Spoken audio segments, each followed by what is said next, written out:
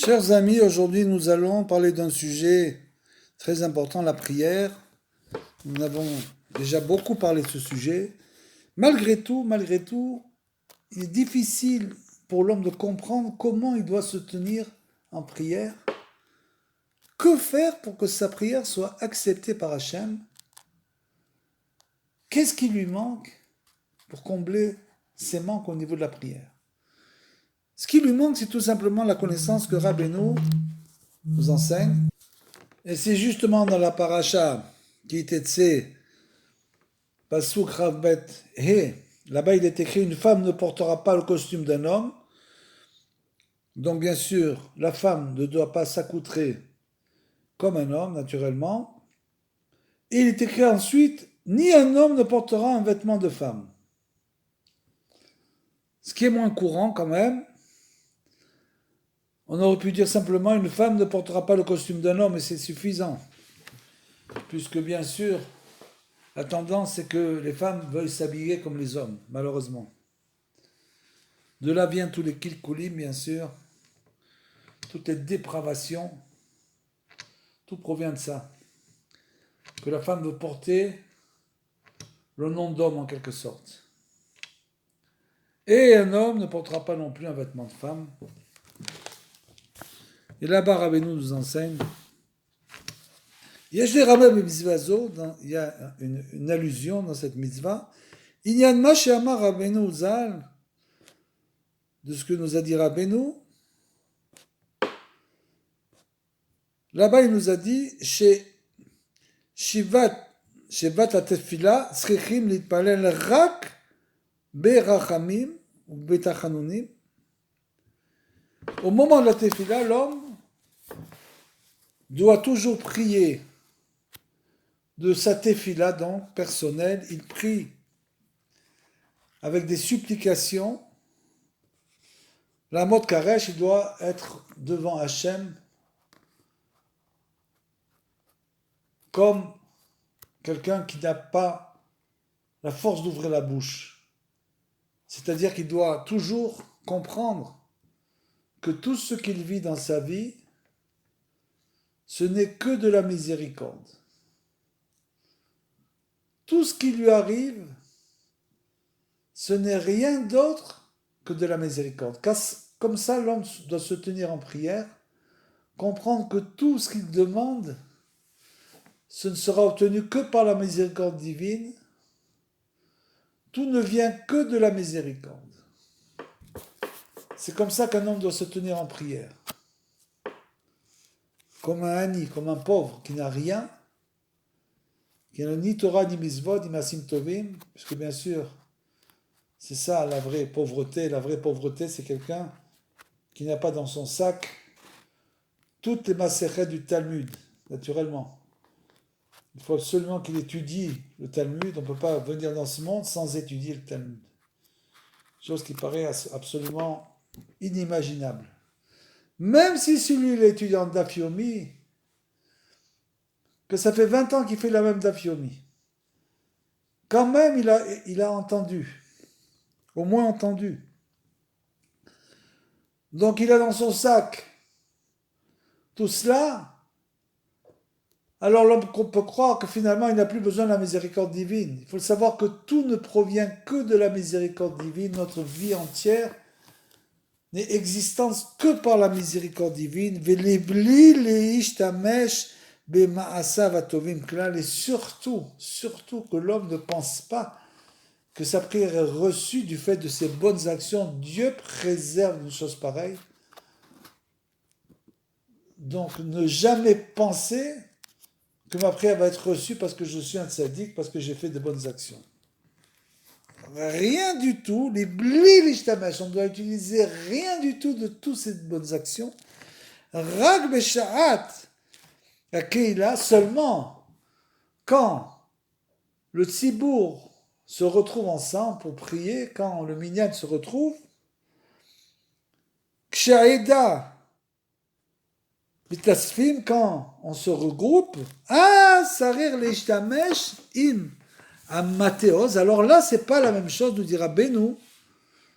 On voit donc que dans notre comportement par rapport à la prière, il y a deux comportements. Il y a un comportement de l'homme face à Hachem, qu'il comprenne qu'il est comme un pauvre, qui n'a rien, qui est dénué de tout, et que tout ce que sa prière pourra être éventuellement reçu, c'est uniquement par la miséricorde, comme sa vie, comme tout ce qu'il reçoit dans sa vie, ça n'a rien à voir avec ses actions, aucun rapport, c'est uniquement tout par rapport à la miséricorde.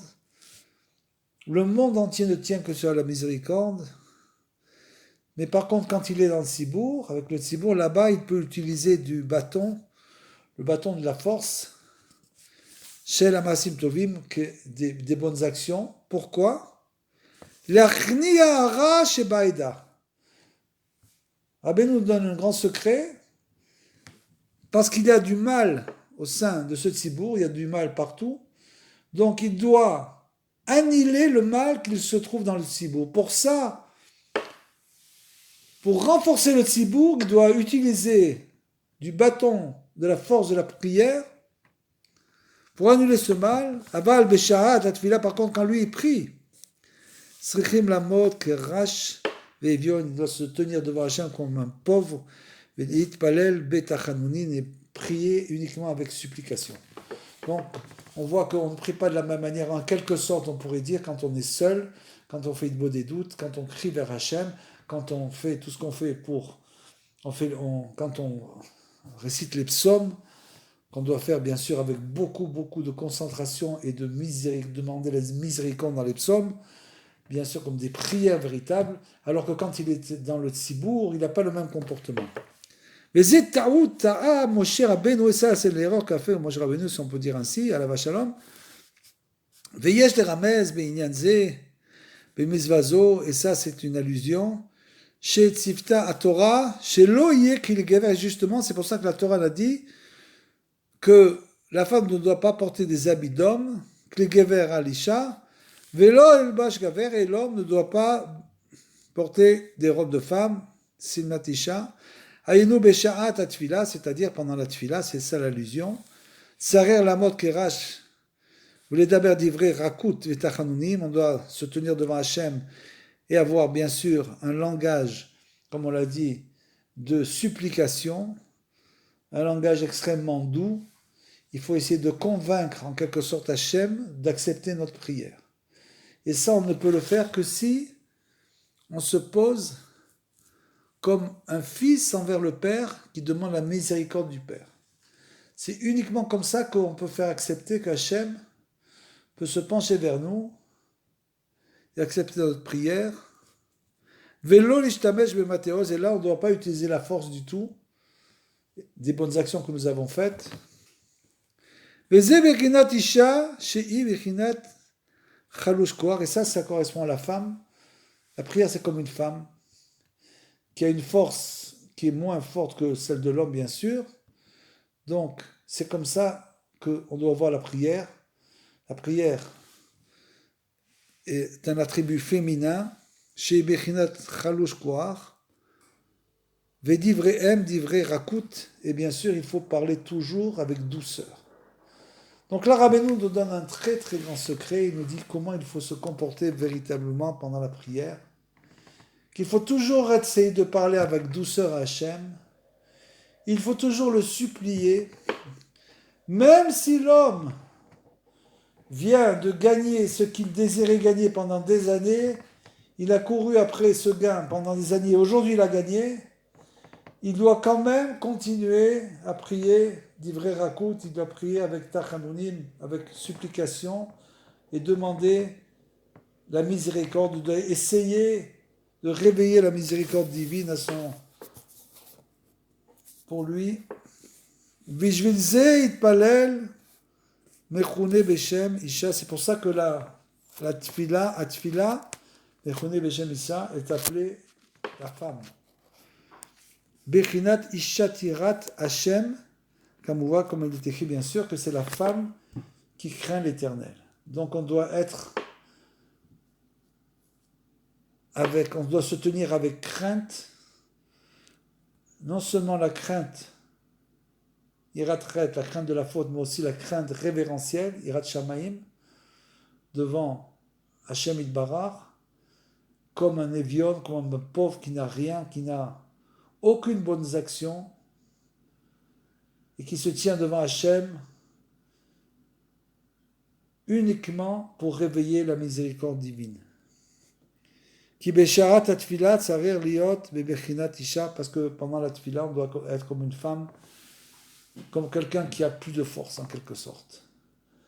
Nous avons plus de force, nous avons perdu toutes nos forces. C'est exactement ce que veut Hachem, que nous soyons devant lui sans force et que nous comptons uniquement sur lui pour nous donner de nouvelles forces.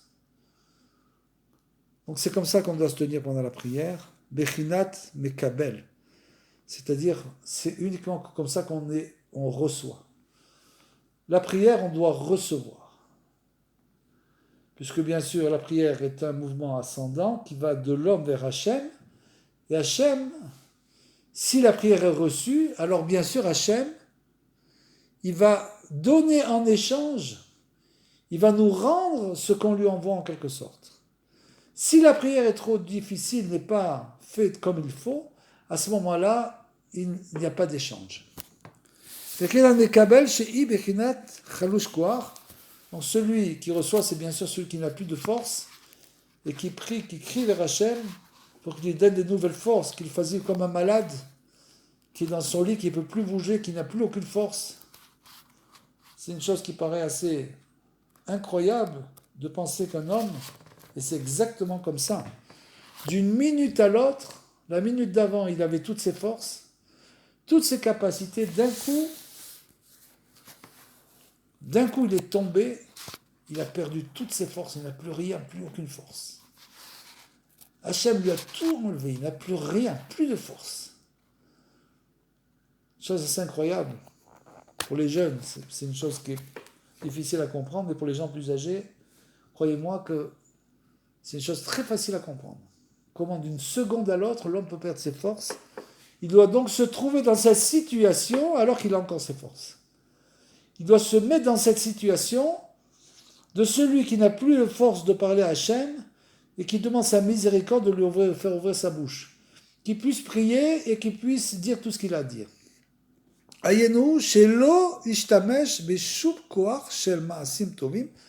C'est-à-dire que bien sûr, que l'homme ne pense pas utiliser en plus de ça, d'être en quelque sorte effronté et de ne pas comprendre pourquoi sa prière n'est pas acceptée avec toutes les bonnes actions qu'il a fait.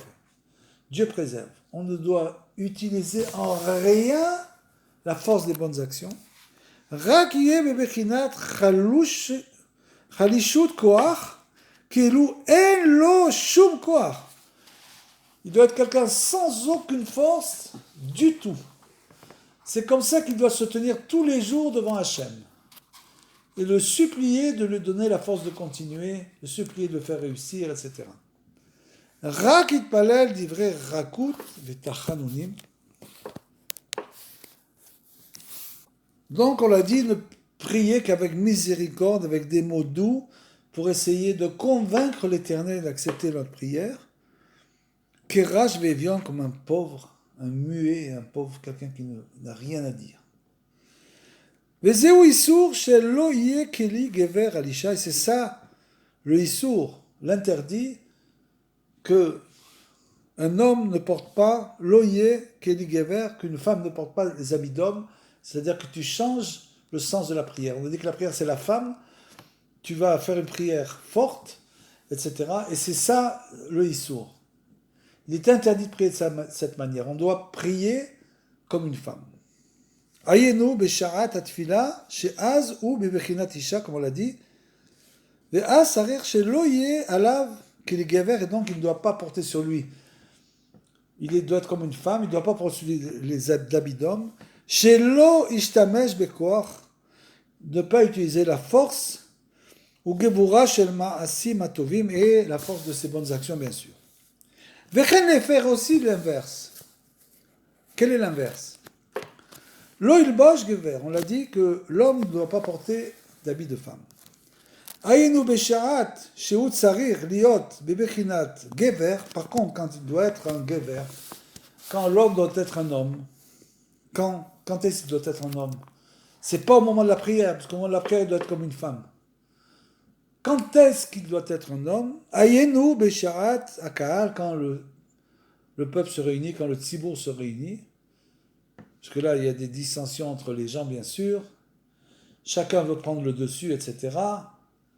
Donc le mal peut s'amplifier. Là, il faut savoir se montrer fort. Ayenu beshat akahal, chez sarir liot, bebechinat gever. Là, il faut être un gever. Comme on le dit, soit un gever, soit un homme. Là, il faut être un homme. Vous voyez que toute la difficulté réside que l'homme ne doit pas aller selon ses traits de caractère. Puisque là, on te demande d'être une femme, là, on te demande d'être un gever. Ça veut dire que l'homme ne doit pas aller selon ses traits de caractère. Où est-ce qu'on apprend cela? On apprend ça, bien sûr, de Sefer Bereshit. C'est le Sefer Amidot, Sefer des traits de caractère. Là-bas, on apprend tous les traits de caractère. Et par exemple, pour vous donner un exemple le plus frappant, c'est que Abraham était Ish HaChesed. Donc Abraham était l'homme de Chesed, c'est lui qui a fait descendre dans ce monde le Chesed, une chose incroyable. Il a inauguré la Midat HaChesed, Abraham Avinu. Comment est-il possible qu'un homme de Chesed pareil, qui essaierait de rapprocher toutes les âmes de Hachem, avec Chesed, comment est-il possible que cet homme qui faisait du Milut Chassadim, qui recevait les invités, qui attendait sur le pas de la porte, le troisième jour de la Brit Mila, quand c'est le plus douloureux, avec le soleil, dehors pour recevoir des invités, comment est-ce possible que cet homme de Chesed soit tombé dans cette épreuve terrible de Akedat Israq, que Hachem lui demande de sacrifier son fils? C'est la chose la plus arzarite, la plus cruelle qu'on puisse demander à quelqu'un, de sacrifier son fils. Comment est possible que Hachem ait demandé à Abraham, qui était l'homme de Chesed, la chose la plus cruelle, c'est l'anti-Chesed. C'est justement pour nous faire comprendre. Abraham n'a pas hésité une seconde.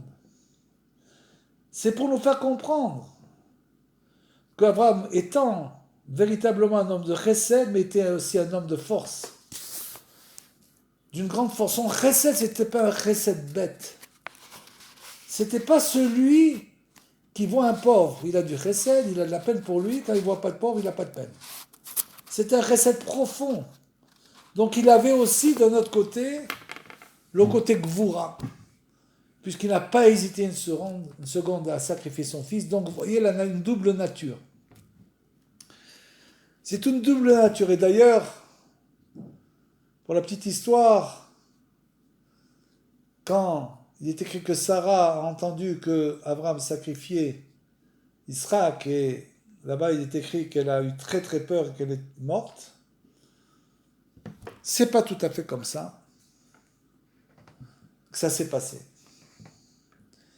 En fait, Sarah savait qu'Abraham était un grand homme de chesed, et ça l'a gêné un peu de savoir qu'il avait cette mida tellement forte au chesed. Donc, tant qu'il n'avait pas réparé totalement cette mida, qu'il n'avait pas équilibré, elle ne désirait pas partir dans ce monde. Quand elle a entendu qu'Abraham était prêt à sacrifier son fils, elle a compris qu'Abraham avait totalement réparé les midat chesed, puisqu'il avait aussi le côté de gvoura, et donc elle a pu partir de ce monde. De la même manière ici, notre prière doit prendre deux aspects, l'aspect masculin et l'aspect féminin. On doit être tour à tour une femme et un gever. Chez Asareliot, de gever, maintenant on doit être un gever. La mode, qui est gibor, on doit être se tenir comme un guerrier, l'ishtamesh, le matéos et le masim tovim, utiliser dans le tzibour le bâton de la force des bonnes actions, l'achniara shebaïda, pour justement essayer d'annuler le mal qui se trouve dans ce tzibour. Et là, l'homme ne doit pas, bien sûr, porter une robe de femme qui a sareliot, qui est gibor, arour el milchama, il doit être comme un guerrier, prêt à la guerre. Velo et surtout ne sois pas comme une femme quand tu es dans le tzibour. Bebechinat chalouché koach, de quelqu'un qui n'a pas de force. Verklal kitsarir lizaer basé chez l'olatot et asmo, la fort adavar hazé shalom. Et bien sûr, comme d'habitude, Rabbi nous dit toujours cette phrase, une phrase clé que l'homme doit répéter, se répéter à lui-même tous les jours. Tous les jours, il doit se répéter cette phrase. Est-ce que je me trompe à moi-même? Est-ce que je joue un jeu? Est-ce que mon avodat Hashem est véridique ou c'est simplement une couverture? Donc ne pas se tromper soi-même. Rak shebesharat et tfila yamod kerash velo ishtamesh bekocho. Simplement pendant la prière, l'homme doit se tenir, donc on l'a dit, comme un pauvre qui n'a rien, ne pas compter sur sa force, ou gvoroto, shel masim tovim, des bonnes actions, ou besharat sherose lachnia hara shebaïdei, quand il se trouve avec le tzibour, tsarir la mode que gibor, il doit se tenir comme un homme fort, vélo les faire, et pas le contraire.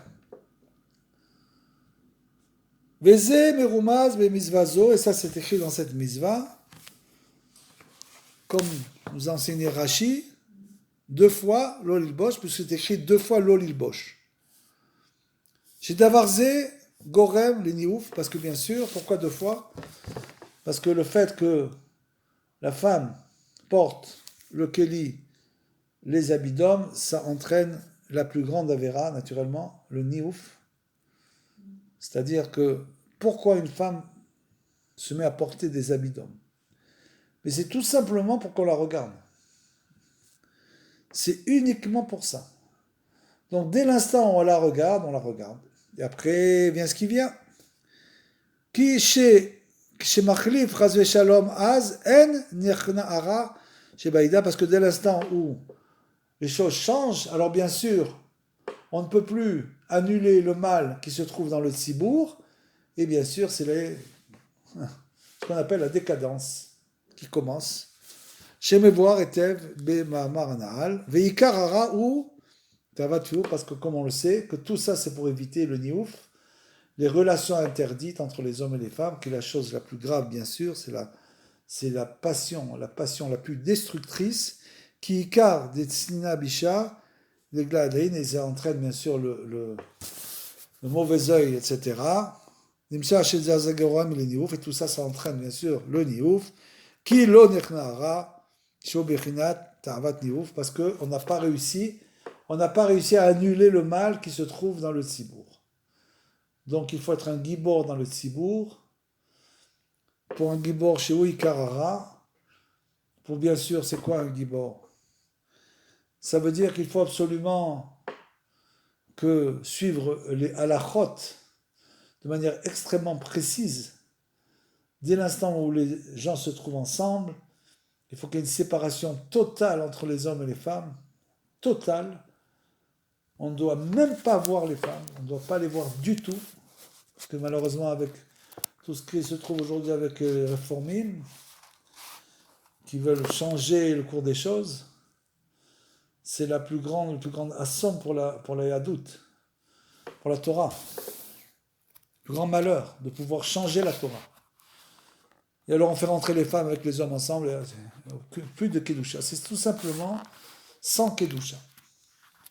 Donc toutes ces lois, toutes ces règles qu'on ne doit jamais enfreindre quand on est en tzibour, ce sont des règles qui ont été faites pour justement que chacun reste à sa place, et grâce à ça, on peut arriver à avoir un tzibour sain, c'est-à-dire des gens qui viennent à la Beit Knesset pour étudier, Beit Midrash, pour prier véritablement, et pas pour autre chose.